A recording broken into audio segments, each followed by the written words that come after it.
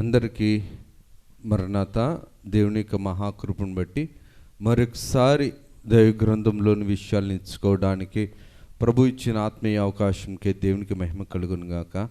ఆమేన్. పరమగీత గ్రంథము 1వ అధ్యాయము 8వ వచనంలో మొదటి భాగాన్ని చదువుకుందారి. నారీమణి సుందరి అది నీకు తెలియకపోయినా ప్రార్థన చేసుకుందారు. సర్వోపకారుడా, సర్వశక్తిమంతుడా, నీకు వందనాలు, స్తుతులు, స్తోత్రాలనైనా. కొద్ది వారము మీ యొక్క ఆత్మచేత మమ్ములను బలపరుచుకునుము, నడిపించుము, ప్రేమించుము, దీవించుము, ఆశీర్వదించుము. నీ కార్యక్రమాలతో మమ్ములను మీ యొక్క ఆత్మీయ సన్నిధిలోనికి నడిపించుకొని మాకు కావలసిన ఆత్మీయ బోధను అందించి మీరే మహిమను, ఘనతను, కీర్తిని, ప్రభావములను పొందుమని మహిమనాథుడును శ్రేష్ఠపాలకుడును ఏకరక్షకుడుగు యేసు నామమున అడుగుచున్నాం తండ్రి. ఆమేన్. త్రిత్వదేవుని దైవాశీర్వాదములు, దైవ ఫలములు, దైవ భద్రతలు, దైవ ధన్యతలు ప్రభువు మనెల్లరకు మెండుగా నిండుగా అనుగ్రహింపచేసి ప్రభువు మహిమ పొందును గాక. ఆమేన్. దేవుని యొక్క ఆత్మీయ జీవితంలో జాగ్రత్తగా మనం గమనించగలిగితే గనక పరమగీత గ్రంథము పరలోకపు పాట అని, పరలోకపు గ్రంథము అని, ఇది పరిశుద్ధులు పరలోకపు పటాలమంతయు కూడా పాడుకునే పాట అని మనందరం కూడా చాలాసార్లు విన్నాం. దేవుని యొక్క ఆత్మీయ జీవితంలో విశ్వాసి నేర్చుకోవలసింది ఏంటనేసరంటే దేవుని యొక్క దైవస్థితి, దేవునికి నచ్చిన దైవస్థితి, దేవుని తలంపులో ఉన్న దైవస్థితి, దేవుని ఏర్పాటులో ఉన్న దైవస్థితి సంఘము అందుకోవలసిన ఆత్మీయ అవసరత ఎంతైనా సరే ఉంది. ఆత్మీయ జీవితంలో ఆత్మతండ్రిగా ఉన్నవాడు దేవుడు. ఆత్మీయ జీవితంలో సంఘము పోషించబడవలసింది పరలోకపు తండ్రి చేత. పరలోకపు తండ్రి ప్రేమ భూలోకములో ఉన్న సంఘమును దేవుని యొక్క ఆత్మీయ అంతస్తులోనికి నడిపిస్తూ, ఆత్మీయ జీవితంలోనికి నడిపిస్తూ, ఆత్మీయ పోషణలో పెంచుతూ దైవ క్రమమును సంఘానికి నేర్పిస్తున్నాడు పరిశుద్ధాత్మ తండ్రి గారు. పరిశుద్ధాత్మ తండ్రి గారి ద్వారా దేవుడు సంఘమును ఎలాగా ఉచ్చరిస్తున్నారు, పిలుస్తున్నారు అనిసనంటే, సంఘము ఏ స్థితిలో ఉండాలని దేవుని యొక్క తలంపు ఉన్నది అనిసనంటే, చదువుకున్న భాగములో మనం చూస్తే గనక నారీమణి సుందరి. ఈ నారీమణి సుందరి ఎవరు? ప్రభు కోసం సిద్ధపడుతున్న సంఘము, ప్రభు కోసం, ప్రభుకి అంగీకారముగు బుద్ధి కలిగిన సంఘము, ప్రభు కోసం ప్రభు రూపలావణ్యతలను అలంకరించుకోవడానికి ప్రభు ఎదలో ప్రభుకి అంగీకారంగా పోషింపబడుచున్న సంఘము. ఈ సంఘానికి ప్రభు పెట్టిన పేరు ఏమిటి అనిసనంటే నారీమణి సుందరి. ఎక్కడ చూస్తాం మనం? ఇది మొదటి ప్రేమలో చూస్తాం, మొదటి సిద్ధపాటులో మనం చూస్తాం, మొదటి దైవ రూపంలో మనం చూస్తాం. ఆదికాండము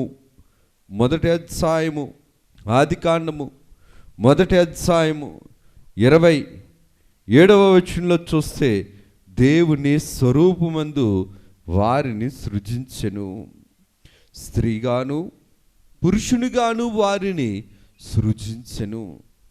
నారి దేవుని యొక్క తలంపులో ఉన్నది. నరుడు దేవుని అంతరంగంలో ఉన్నాడు.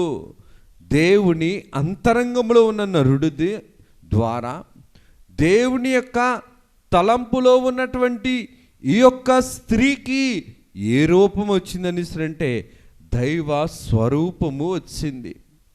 దైవ స్వరూపము ఉన్న ఈ సంఘమును పిలిచి ప్రభు ఏమని అంటున్నారని అంటే, నారీ.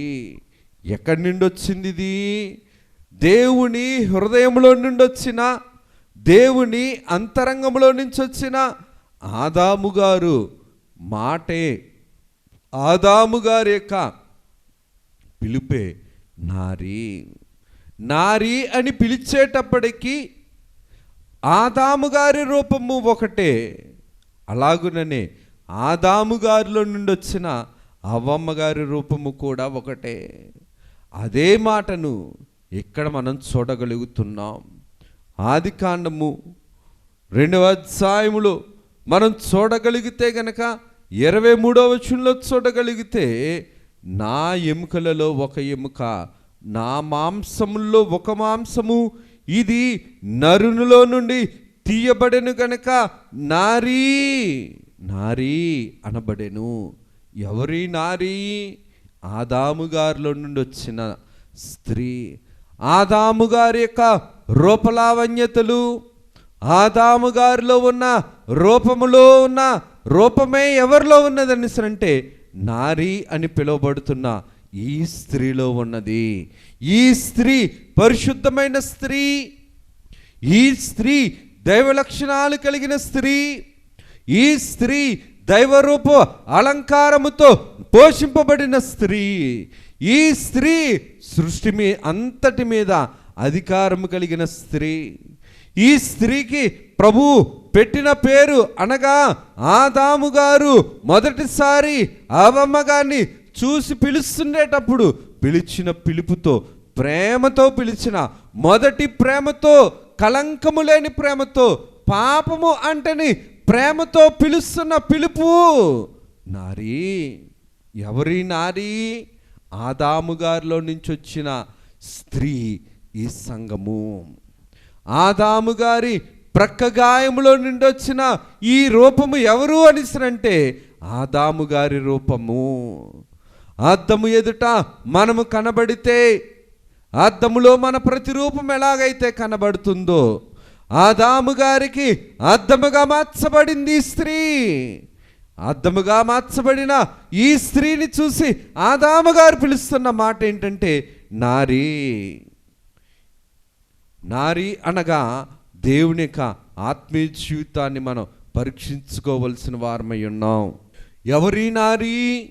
ఆదాము గారిలో నుంచి వచ్చిన ఈ స్త్రీ ఆదాము గారి యొక్క దైవ రూపము, ఆదాము గారిలో ఉన్న దైవ కళ, ఆదాము గారిలో ఉన్న దైవ లక్షణాలు, ఆదాము గారిలో ఉన్న మొదటి ప్రేమ, ఆదాము గారిలో ఉన్నటువంటి దైవ మహిమ అన్నీ కూడా ఉన్న స్త్రీ ఎవరు అంటే ఈ యొక్క నారీ.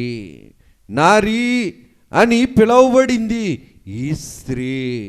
ఎవరి స్త్రీ అనిసరంటే ఆదాము గారిలో నుంచి వచ్చినది ఈ స్త్రీ. ఆదాము గారు ఎక్కడి నుండి వచ్చారు? దేవుని అంతరంగంలో పుట్టాడు ఆదాము గారు. ఆదాము గారు మొదట ఎక్కడ పుట్టారనిసరంటే దేవుని అంతరంగంలో పుట్టారు. దేవుని అంతరంగంలో పుట్టాడు కాబట్టే ఈ అంతరంగంలో పుట్టిన ఈ దైవ పురుషుడి రూపము కలిగిన ఈ యొక్క ఆదాము గారి కోసం దేవుడు సృష్టిని తయారు చేశాడు. సృష్టి ముందా, ఆదాము గారి ముందా అంటే ఆదాము గారే ముందు. సృష్టి పుట్టక ముందే, సృష్టి రూపము రాకముందే దేవుని అంతరంగములో పుట్టిన తలంపు ఎవరనిసనంటే నరుడు. మొదటి ప్రేమ కలిగిన నరుడు, మొదటి ప్రేమ కలిగిన నరుడు ఆదాము గారు మొదట దేవుని అంతరంగంలో పుట్టాడు. ఈ పుట్టిన ఈ నరుడు పెట్టిన పేరు ఏంటనిసనంటే నారీ. ఎవరికి పెట్టారు ఈ పేరు అనిసరంటే తన రూపమున్న స్త్రీకి పెట్టాడు, తన దైవ లక్షణాలున్న స్త్రీకి పెట్టాడు. నారీ నారీ. ఎందుకు ఈ మాటను నేను జ్ఞాపకం చేస్తున్నాననిసరంటే అప్పటికి ఆదాము అవ్వలు పాపములో పడలేదు కాబట్టి సృష్టి అంతయు కూడా దేవుని మహిమతో ఉంది. సృష్టి అంతయు కూడా దేవుని యొక్క మహిమతో ఉన్నది కాబట్టే, దేవుని మహిమ అంతా కూడా ఈ యొక్క మానవుల్లో ఉన్నది కాబట్టే దేవుని రూపమే ఆదాము గారి రూపం, ఆదాము గారి రూపమే అవ్వమ్మ గారి రూపం. ముగ్గురులోనూ కూడా దైవ కళ ఉంది, దైవమహిమ ఉంది, దైవ లక్షణాలు ఉన్నాయి, దైవ రూప లావణ్యత ఉంది, దైవత్వం ఉంది. ఈ దైవత్వము ఉన్నది కాబట్టే దైవత్వము కలిగిన ఈ స్త్రీని పిలుస్తున్న పేరేంటనిసనంటే నారీ. అందుకనే దేవుని యొక్క వాక్య క్రమములో చూడగలిగితే గనక దేవుని తలంపులో నుండి వచ్చిన ఆదాము గారు ఎలాగ చేయబడ్డారనిసనంటే మన్నుతో చేయబడ్డాడు. రక్తమాంసములు కలిగిన మన్నుతో చేయబడ్డాడు.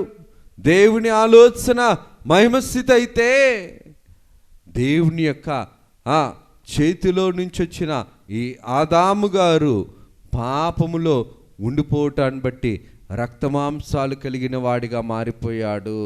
అనగా మన్నులో తీసిన వాడు మన్నుకి సాదృశ్యముగా మారిపోయాడు. దేవుని ఆలోచనలో నుండి వచ్చిన ఆదాము గారు మహిమస్థితిలో ఉండవలసిన వాడు, కానీ పాపము బట్టి ఆజ్ఞాతి క్రమమును బట్టి ఏమైందనిసనంటే మన్నికి స్థానముగా మార్చబడ్డాడు. అనగా మంటిలో నుంచి వచ్చిన వానిగా రూపొందించబడిపోయాడు. తాను తన స్థితిని ఆజ్ఞాతి క్రమాన్ని బట్టి పోగొట్టుకున్నాడు. నారీ అని ఈ స్త్రీకి సృష్టిలో మొదటిసారి భార్యకు పేరు పెట్టిన పురుషుడు ఎవరు అనిసనంటే ఆదాము గారు. మొదటిసారి భర్త చేత పేరు పెట్టబడిన స్త్రీ ఆదాము గారు. ఆదాము గారు మొదటిసారి ఆ స్త్రీకి పెట్టిన పేరు నారీ. ఎందుకు ఈ మాటను నేను జ్ఞాపకం చేస్తున్నాననిసనంటే దేవుని శిరస్సులో నుంచి ఆదాము గారు వచ్చారు కాబట్టి, అనగా దేవుని అంతరంగపు ఆలోచనల నుంచి ఆదాము గారు వచ్చారు కాబట్టి ఆదాము గారి యొక్క రూపము దైవ రూపము. ఆదాము గారు ప్రక్క గాయంలో నుంచి వచ్చింది కాబట్టి ఆ యొక్క స్త్రీ అయిన అవ్వమ్మ గారు కూడా దైవ రూపము, దైవ ఆలోచనల నుంచి వచ్చిన రూపము ఆదాము గారు. దైవ రూపంలో నుంచి వచ్చిన ఆదాము గారిలో నుండి వచ్చిన రూపము దైవ కలిగిన స్త్రీ అవ్వమ్మ గారు. అందుకనే అవ్వమ్మ గారికి ఉన్న పేరేంటనిసనంటే నారీ. ఎందుకు ఈ మాటను నేను జ్ఞాపకం చేస్తున్నాను అనిసనంటే దేవుణ్ణి చూస్తే ఆదాము గారిని చూసినట్లుగా, ఆదాము గారిని చూస్తూ ఉంటే దేవుని యొక్క దైవ లక్షణాలు కలిగిన స్త్రీ ఎవరు అనిసరంటే ఈ యొక్క అవ్వమ్మ గారు. ఎందుకు ఈ మాటను నేను జ్ఞాపకం చేస్తున్నాను అనిసరంటే దేవుని దైవ జ్ఞానము దైవ రూపాన్ని ఇచ్చింది. దేవుని దైవ జ్ఞానము దైవ రూపం ఇచ్చింది. దేవుని దైవ జ్ఞానము దైవ రూపమును భూమి మీద ఉంచింది. అనగా దేవుని తలంపులు కలిగిన రూపము దైవ రూపము. దైవ రూపము దేవుని యొక్క జ్ఞానము కాబట్టి దేవుని జ్ఞానము ద్వారా దేవుని జ్ఞానములో నుండి వచ్చింది ఈ నారీ. దేవుని జ్ఞానము ద్వారా రూపొందింపబడింది ఈ నారీ. దేవుని జ్ఞానము ద్వారా నిలవబడింది ఈ నారీ. దేవుని జ్ఞానము ద్వారా రూపాంతరం చెంది రూపలావణ్యతలు సంపాదించుకుంది ఈ నారీ. ఇందుకు ఈ మాటను నేను జ్ఞాపకం చేస్తున్నాను అనిసనంటే నా అనగా నా స్టాండ్ ఫర్ నాణ్యమైనది. నాణ్యమైనది అనగా ఉత్తమమైనది. నాణ్యమైనది అనగా మహిమ కలిగినది. అనగా రిమార్కు, లోటు కూడా కలిగినది. ఎంత నాణ్యమైనప్పటికీ కూడా లోటు కూడా కలిగినది.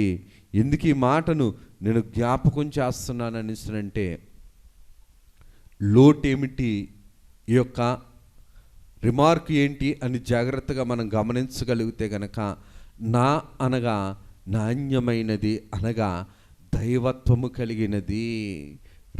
అనగా రిమార్క్ కలిగినది, లోటు కలిగినది అనగా మానవత్వము కలిగినది. దైవత్వము నుంచి ఎక్కడికి వచ్చిందంటే మానవత్వానికి పడిపోయింది. ఈ స్త్రీ దైవత్వముగా ఉన్న ఈ యొక్క స్త్రీ ఎలాగ మార్చబడిందని అంటే మానవత్వముగా మార్చబడిపోయింది. కారణం ఏంటని అంటే ఆజ్ఞాతిక్రమము, దేవుని మాటను తృణీకరించడము, దేవుని దైవాజ్ఞను మీరుటయే రిమార్కు, లోటు. అయ్యగారు అన్న మాట ఇది. ఎందుకు ఈ మాటను నేను జ్ఞాపకం చేస్తున్నా అంటే దేవుని యొక్క ఆత్మీయ కార్యక్రమంలో జాగ్రత్తగా మనం గమనించగలిగితే గనక రోమాపత్రిక 8వ అధ్యాయములో మనం చూడగలిగితే గనక ఇక్కడ ఒక మాట రాయబడి ఉంటుంది. 139వ పేజీ, రోమాపత్రిక 8వ అధ్యాయము 22వ వచనం. సృష్టి యావత్తు ఇది వరకు ఏకగ్రీవముగా మూలుగుచ్చు ప్రసవేదన పడుచున్నదని ఎరుగుదుము. చూడండి, సృష్టి యావత్తు ఇది వరకు ఏకగ్రీవముగా మూలుగుచ్చు ప్రసవేదన పడుచున్నదని ఎరుగుదుము. ఎందుకు ఈ మాటను నేను జ్ఞాపకం చేస్తున్నానని సరంటే ఆజ్ఞాతిక్రమము జరిగిన తరువాత, దేవుని మాటను కాదన్న తర్వాత వీరు ఏం కోల్పోయారంటే దేవుని మహిమను కోల్పోయారు. ఆదాము అవ్వలు పడిపోయిన తర్వాత దేవుని మహిమ వీరి కళ్ళను చూడలేకపోయింది. వీరు చూడలేని పరిస్థితుల్లో వీరి కళ్ళను దేవుని మహిమ గుచ్చుకున్నది కాబట్టి దేవుని మహిమలో వీరు నిలబడలేకపోయారు. కాబట్టి సృష్టి కూడా ఏమైందని అంటే దేవుని మహిమ నుంచి దూరమైపోయింది. అనగా దేవుని మహిమతో ఉండేది సృష్టి. ఆదామవ్వలు కూడా దేవుని మహిమతో ఉండేవారు. సృష్టి అంతా కూడా దేవుని మహిమే, దేవుని కాంతి, దేవుని తేజస్సు. ఎప్పుడైతే ఆదామవ్వలు పాపము చేశారో ఆదామవ్వల్లో మహిమ పోయింది. వీరు దేవుని మహిమను చూడలేని వారిగా అయిపోయారు. వీరిని బట్టి ఏమైందంటే సృష్టిలో ఉన్నటువంటి దైవ మహిమ కూడా వెళ్ళిపోయింది. ఎందుకు ఈ మాటను నేను జ్ఞాపకం చేస్తున్నానంటే సృష్టి మహిమను కోల్పోవడాన్ని బట్టి ఆదామవ్వలు సృష్టిలో ఉండిపోయారు. మహిమ వెళ్ళిపోయింది, మహిమ వెళ్ళిపోయింది.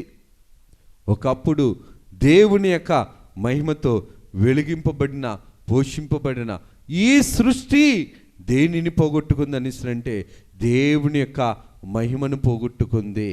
ఆదాము అవ్వలు చేసిన ఆజ్ఞాతి క్రమమును బట్టి, దేవుడు యొక్క కార్యక్రమమును బట్టి జాగ్రత్తగా గమనిస్తే గనక సృష్టి ముందా ఆదాము ముందా అంటే దేవుని అంతరంగములో ఆదామే ముందు.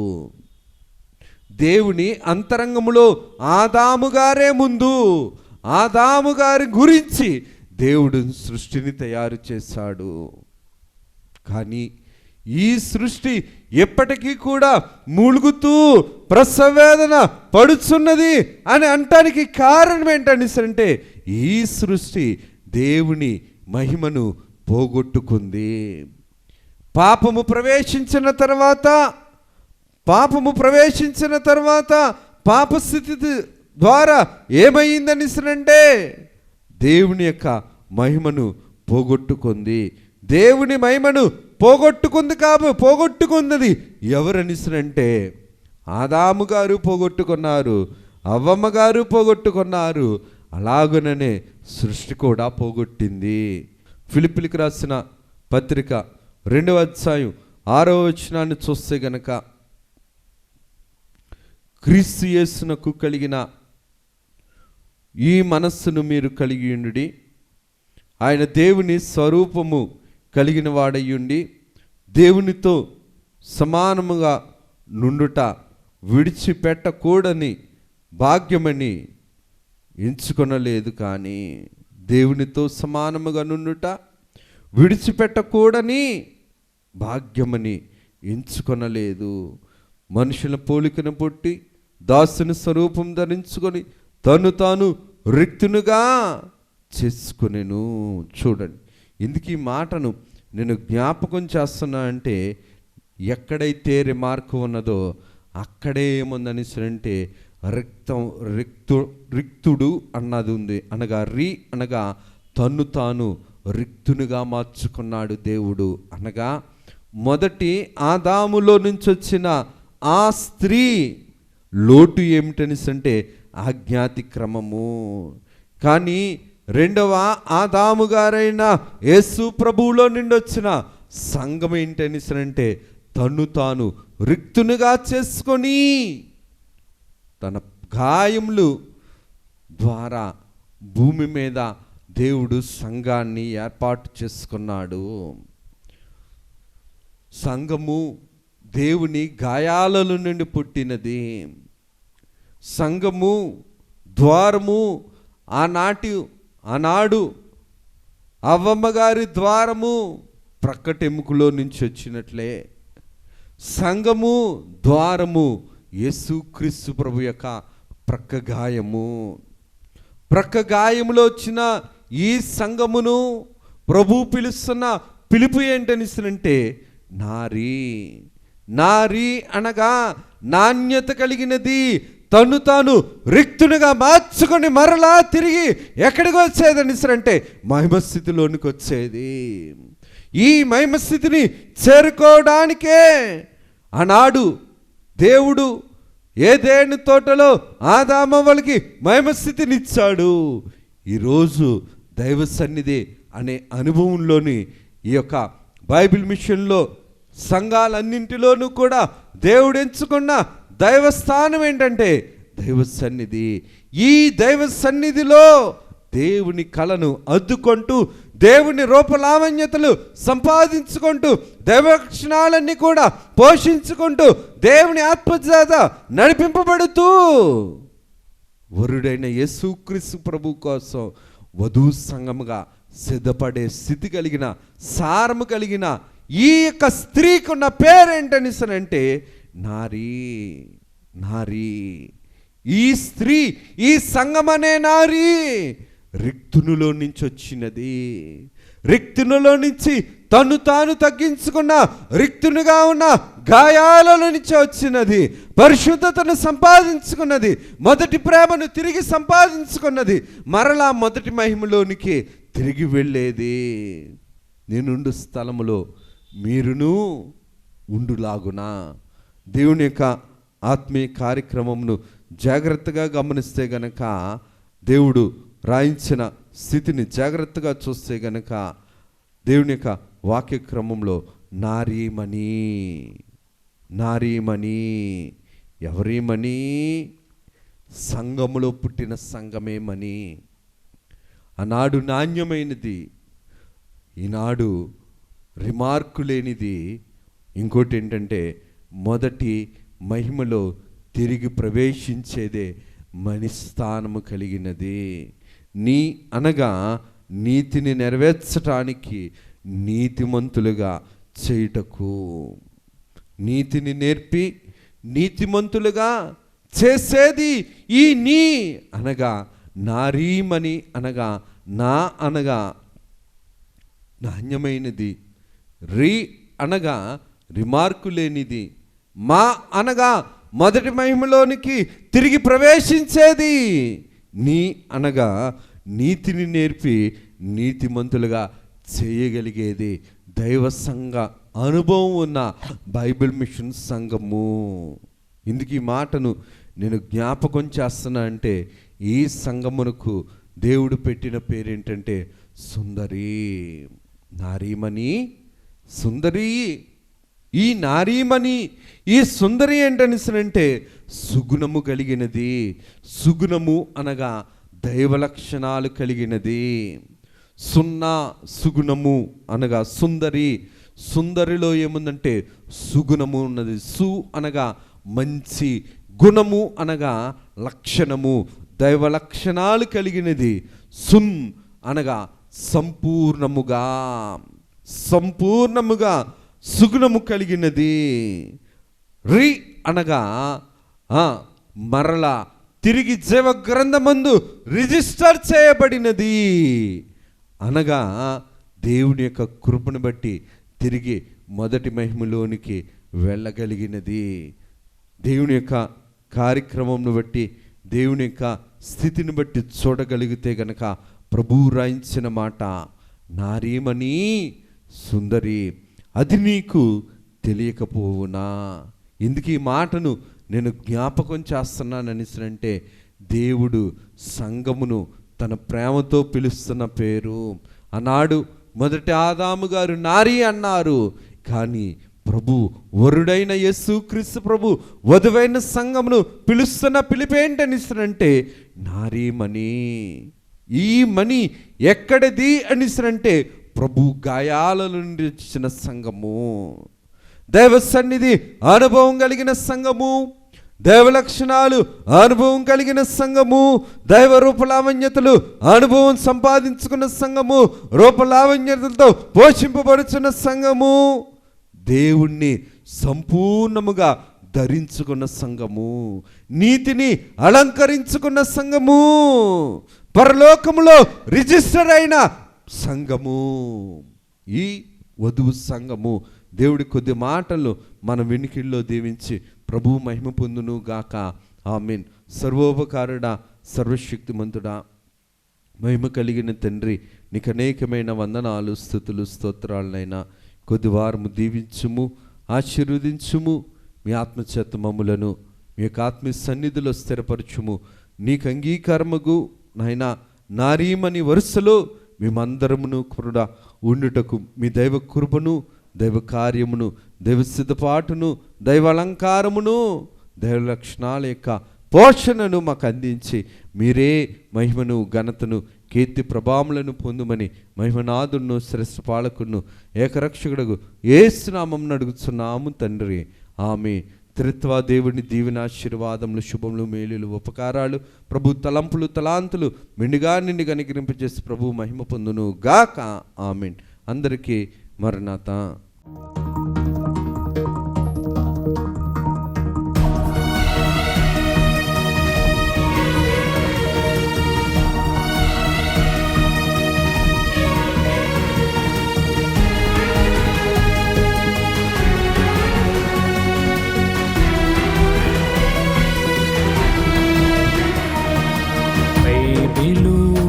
ప్రకటన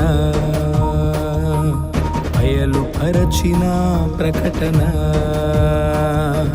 యేసయ్య ప్రకటన, దాసయ్య ప్రకటన, పరలోక ప్రకటన, పరిశుద్ధ ప్రకటన, యేసయ్య ప్రకటన, దాసయ్య ప్రకటన, పరలోక ప్రకటన, పరిశుద్ధ ప్రకటన.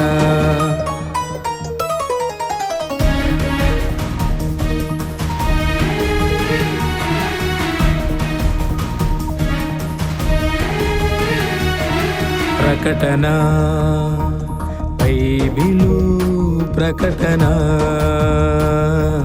బయలుపరచిన ప్రకటన,